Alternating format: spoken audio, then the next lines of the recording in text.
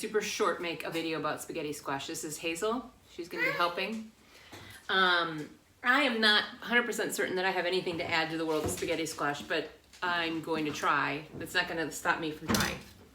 Okay, common knowledge is that you cut a spaghetti squash in half, you lay it on a baking pan, and you let it cook for days.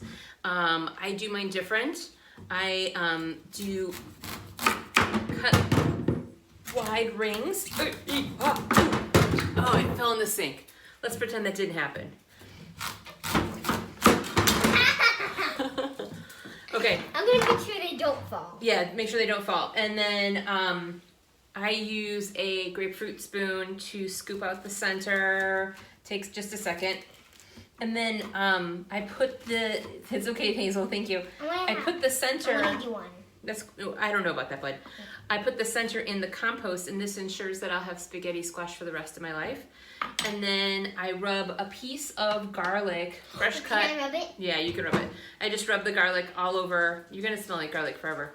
Rub the garlic all over the piece of spaghetti squash, and then I put it on a baking tray that's got a little bit of olive oil on it.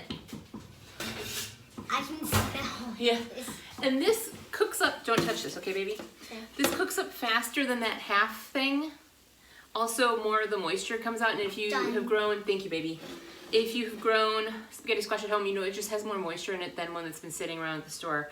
So I like doing this. Also, the grain of this, you get longer pieces of spaghetti because you're cutting it this way instead of just half pieces of spaghetti. So if I use my spoon again, there you go.